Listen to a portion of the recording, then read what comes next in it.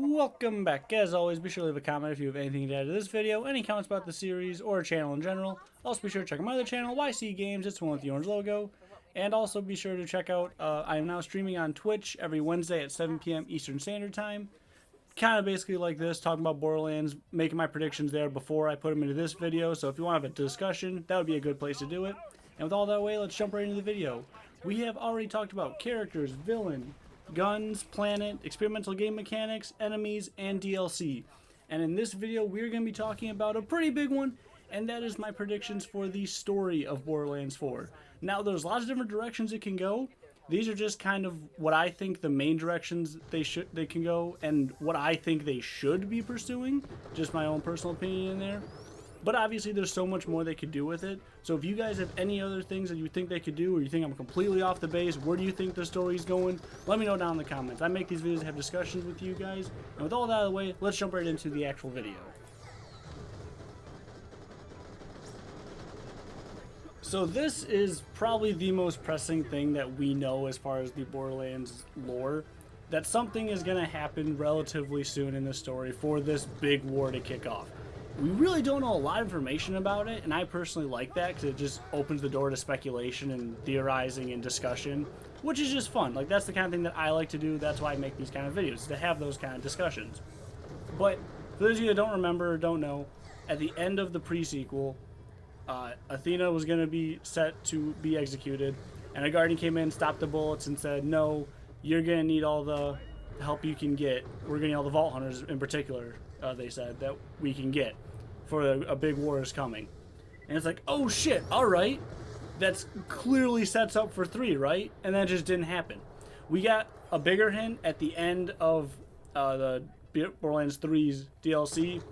And there was some more lore stuff sprinkled in on those Iridium tablets.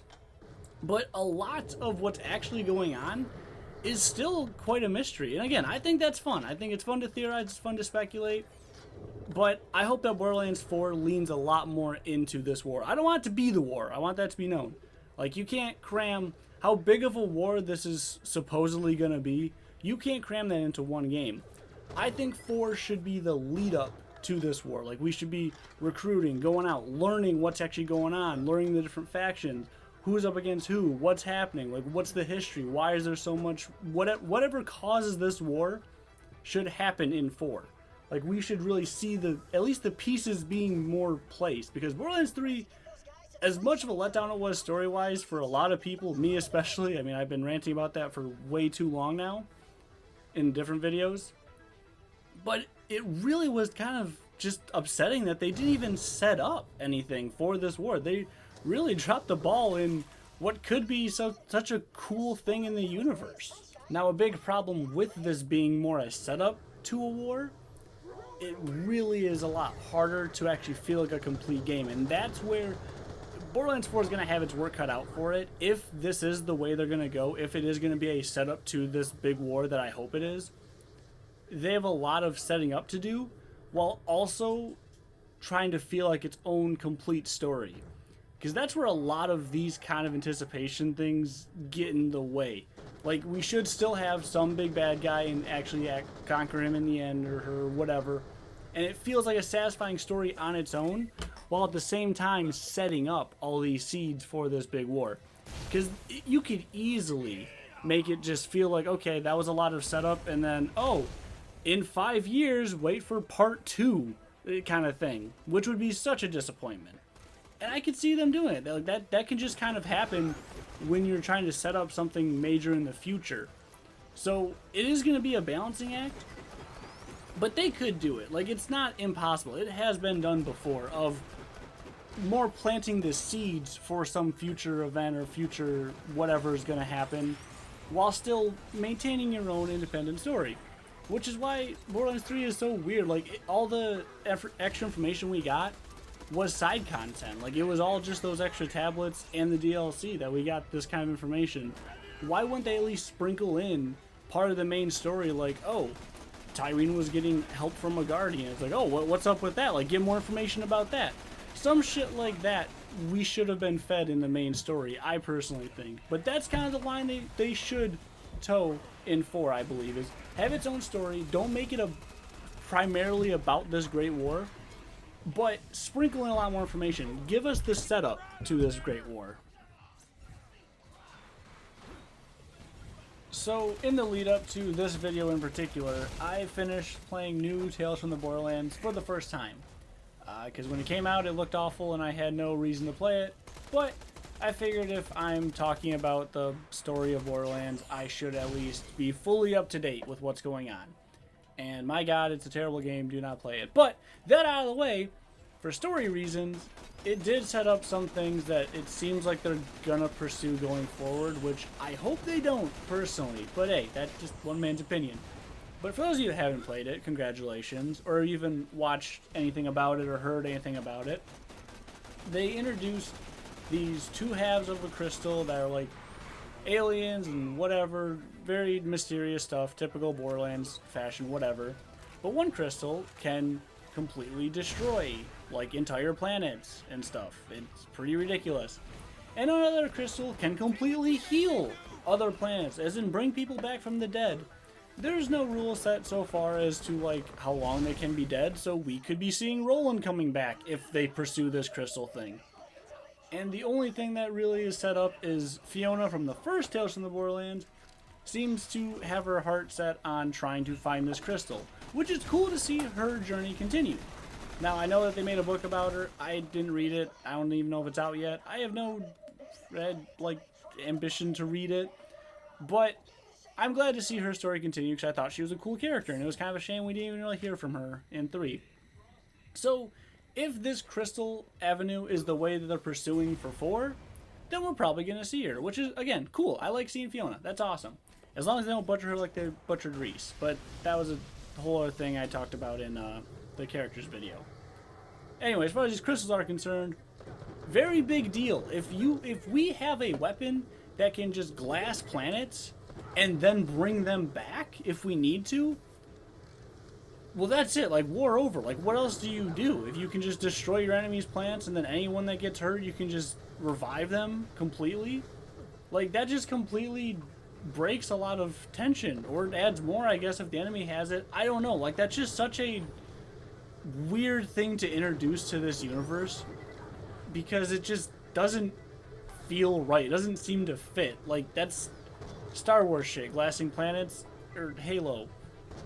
That's not Borderlands. Borderlands is rough and on the ground, and you're dealing with scrap and psycho people with their shirts off. Like, I don't know, it just feels like a weird introduction, and if they are going forward with it, it at least feels like I should mention it here that, okay, apparently in the universe now, there is something that can completely destroy planets and also bring them back. And again, I hope they don't pursue it, but if that's the route they're going, good luck to everyone out there. So, one of the other pretty big things in the air is that they've mentioned a couple times that Lilith isn't actually dead, which seems kind of ridiculous to me. She sacrificed herself to save Pandora, and I mean, basically kill all of Elpis, I would assume. But hey, that seems like a very noble way to end the game. You know, she sacrificed herself. She's a hero. She's the Firehawk. That's awesome. And then, at least, I know in a podcast, Rainy Pitcher straight up said, "Oh no, she's not dead. Like that's not the end of her story." And I'm pretty sure a couple other places they did like kind of hint at her not actually being dead. But why not? Why can't she be dead? That's something against Lilith. I love Lilith as a character. I don't want her to be dead. But that seemed like a very fitting end to her story and her character. So, why bring her back? And the only reason I bring this up here is that I am going to guess that that is going to be the start of the game. Is going and finding out what happened to Lilith and reuniting with her and bringing her back or doing whatever we have to do so she can lead us again. And I don't like it just because I think that was a fitting enough end, or at least it should have been. On paper, that was a fitting end. The actual way they ended it was pretty weird, and yeah, whatever. That's a whole other discussion because Borderlands 3 as a whole is not great at handling things like that. But On paper, that is like a perfect ending for her. She sacrificed herself, saved an entire planet, went out like a badass. Like, yes, that's how her story should end. Do the same thing with Roland. Immortalize her. Give her a statue. Give her the praise. Reference her in future games. But don't bring her back. She's dead as far as I'm concerned. But I think that's going to be how the game starts. It's us going and finding her. Also, on the topic of finding sirens, I think that is going to be another major part of the story. Instead of playing as a siren, like I talked about in my characters video, I don't want to play as a siren anymore. We've done that enough. I think there's enough other things we can do in the universe that's not playing as a siren. However, sirens are still a big part of the universe, and I think that's going to be a major plot point instead of us finding the really final siren at this point. Or at least reuniting more sirens, because sirens are drawn together.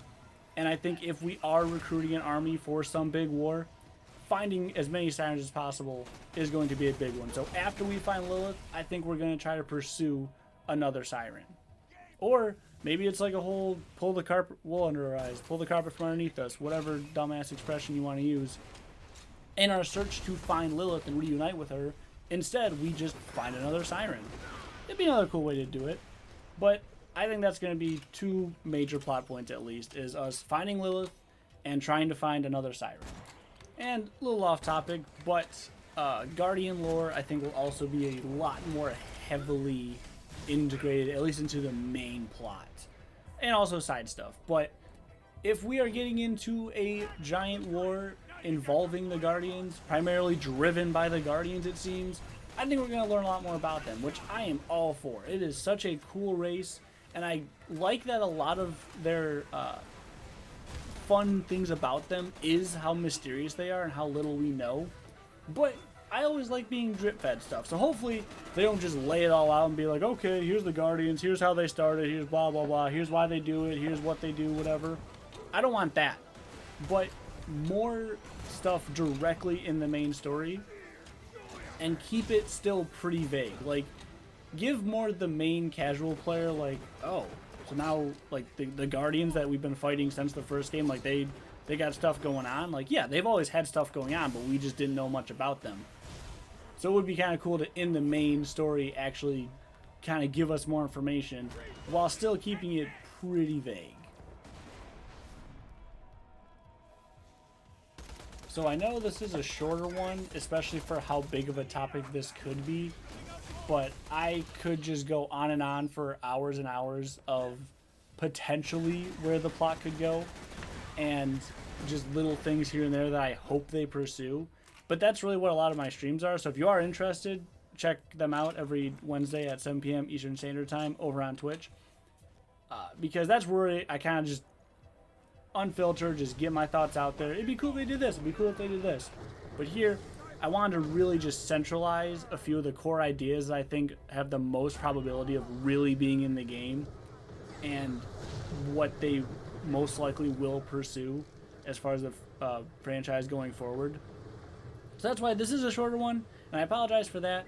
But because it's so short, it is definitely open to so many more ideas. So please, if you have any cool ideas, let me know down in the comments. I'm here for discussion, and all the comments you guys have been giving me have been a lot of really cool ideas, and I like stuff I wouldn't even thought about. So, you know, thank you. Like, that's just so fun for me and refreshing to see how many different ways they can go about this game.